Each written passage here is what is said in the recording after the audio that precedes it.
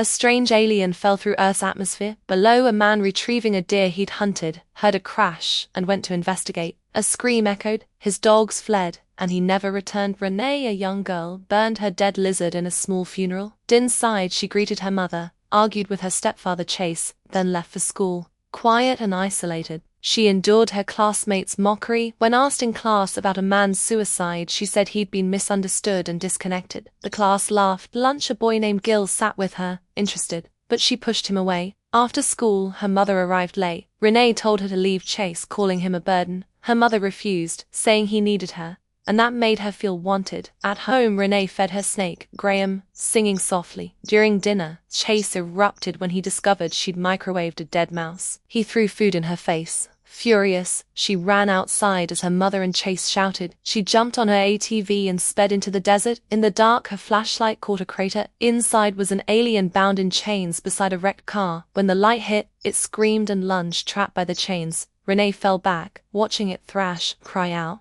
Then it went still, sitting across from her. She saw the metal cutting into its flesh. Moved by pity, she freed the chain from the car and fled home through the night. The next morning, she couldn't stop thinking about it. On her way to school, helicopters swept across the sky. In class, she made a list of supplies to help the alien. After school, she asked Gil for a camera and persuaded him to lend it. At home, Chase tried to make peace, but she brushed him off. Gathering her gear, including Gil's gun, Renee set out again. At the crash site, she searched the wreckage until she found the alien lying still. She set up the camera, recording a message for her mother in case something happened. When he didn't move, she freed the chain from his leg and turned to get the camera for a close-up. Suddenly he lunged. She fell, frozen. The alien screamed, then stopped without hurting her. Realizing he wasn't hostile, Renee spoke to him, offering an apple he refused. Helicopters thundered overhead, and she warned him the people in them were dangerous. Later at home, she watched the footage, stunned by what she'd captured. Remembering she left the gun, she went outside and found the alien hiding near her house. Alarmed, she whispered that, if anyone saw him, they'd attack. Together they went into the desert to retrieve it. As they walked, he suddenly vanished.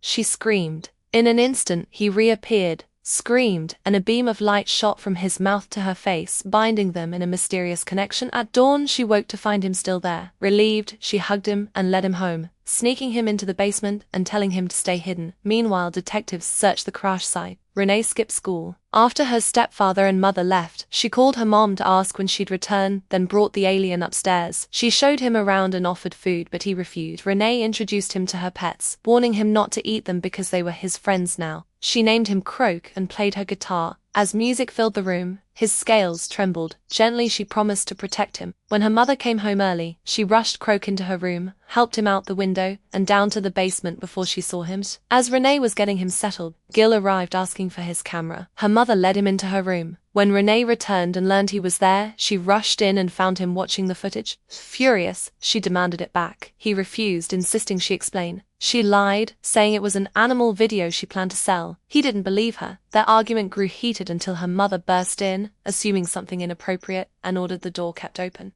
When she left, Gil pressed again. Desperate, Renee decided to show him. She led him to the basement, where Croak stood in the shadows. Gil froze, then fainted in terror. When he woke, he screamed and tried to run, but Renee stopped him, insisting Croak wasn't dangerous. He refused to believe her until she sang softly. Croak's scales shimmered, and Gil saw the bond between them. Renee helped him outside and gave him a towel for his soaked pants. Once calm, he promised to keep her secret. Unbeknownst to them, detectives nearby were taking pictures of them. Later, she played her guitar for Crook again. He refused food and she worried. The next morning, Gil suggested taking him into the desert to hunt. Renee refused, reminding him detectives were still searching, but he convinced her to go south instead. That night, they took Croak to the desert and found wild pigs. Renee told him to hunt, and he did, devouring them one by one. Relieved to see him eat, she watched while Gil looked on in horror. As Croak fed, they talked quietly. She told Gil about her father's death and how her mother had moved them to escape the pain. After Croak finished eating, Renee led him home to the basement. In the living room, she found Chase drunk. Their talk turned into an argument. He accused her of disrespect. When she tried to leave, he grabbed her, and the fight turned physical. Below, Croak sensed her fear. As her mother ran in to stop them, Croak slammed the basement wall, shaking the house. Her mother froze, thinking it was an earthquake. Then silence fell. When it ended, her mother kicked Chase out and tried to comfort Renee. She pushed her away and ran to the basement, shouting at Croak never to do that again. They sat quietly until their anger faded. The next morning, an agent investigating the crash stopped Renee and said they needed to talk. No, she told him to speak with her mother, but he insisted. Reluctantly, she got in his car. He brought up a gun found at the crash site, registered to her stepfather. Renee said it was Chase's and that her mother had left him. The agent noted her fingerprints were on it. She said she'd been practicing shooting. He told her it wasn't illegal but believed she knew more, handing her his card before letting her go. Later, her mother called a plumber to fix the water.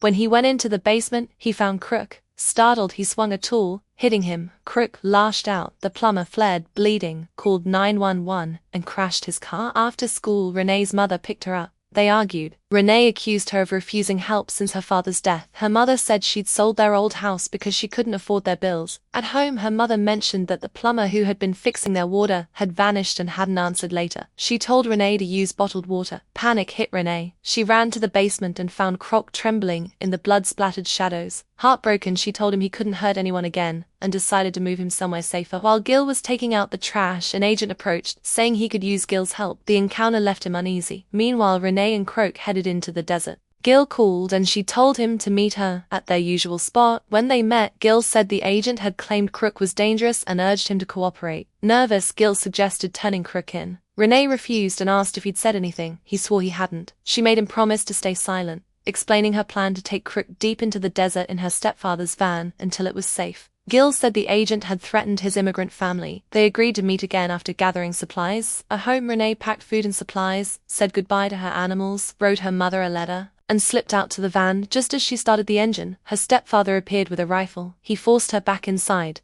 shouting for her mother. Trembling, Renee froze. Her mother tried to calm him, but he wouldn't listen. Far away, Croak sensed her fear and ran toward the house. Inside, Chase's rage grew. He shouted that Renee was why her mother never loved him. Her mother lunged, yelling for Renee to run. When Renee tried to escape, he grabbed her and aimed the rifle. Crook burst in, attacking and killing him. Renee screamed for him to stop, but Crook roared back, as if saying he was protecting her, then fled into the desert. Moments later, Gil arrived and saw the aftermath. Horrified, he vomited. Renee grabbed her bags to follow Crook, but Gil stopped her, saying it was over. When she demanded what he meant, he confessed he'd told the agents everything. As she turned to flee, the agent appeared and shot her. ATV tire. They captured Renee, attaching wires to her head to study her link with Crook. As agents watched, the lead agent approached, apologized coldly, then broke her finger. Out in the desert, Crook felt her pain and charged toward her. When he arrived, the agents fired a freezing weapon, freezing his body. Renee screamed for them to stop, shouting that they were killing him, but no one listened. They loaded Crook into a transport and took him to a secure facility, while Renee was moved to an interrogation room. When the agent returned, Renee glared through tears, calling him cruel and unforgivable, then spat in his face. He wiped it away and said she didn't understand, claiming the creature was dangerous. She said that Crook wasn't a monster, he was her friend. He told her to cooperate, warning that Crook's kind had been sent by beings far worse, and that compassion could doom humanity. Renee refused. His tone turned cold as he threatened her, saying he would make her life miserable if she didn't cooperate. Outside, his partner urged him to stop, warning that their superiors wouldn't approve, but he ignored him. Renee's mother was brought in holding her letter. Tearfully, she said everything Renee wrote was true and apologized for not listening sooner. Renee sat in shock as her mother told her she had her father's heart and begged her never to lose it. Before they could say more, the agent pulled her mother away. Soon after, Gil arrived at the station, desperate to see Renee. As agents waited for her decision, Renee sat silently. The pain in her broken finger was unbearable, but she pressed it, hoping Croak would feel it through their bond. Somewhere in the facility, he began to stir. When nothing happened, she bent another finger until it snapped. The pain made her scream.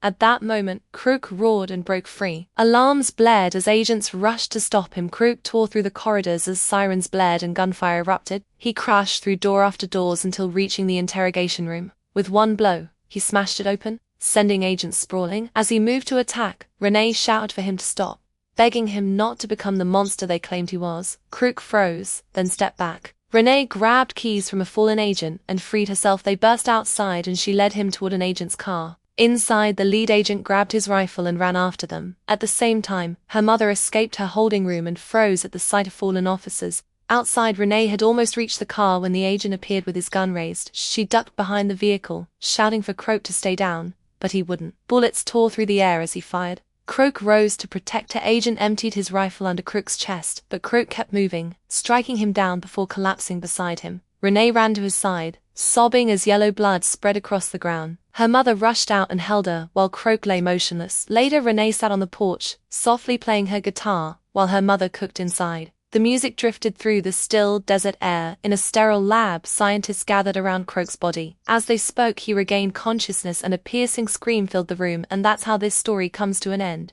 A tale of love, loss, and redemption. Thanks for watching Film Fanfiction. If you enjoyed this video, make sure to hit like, subscribe, and ring the bell icon so you never miss the next story. See you in the next video, where every movie tells a new story.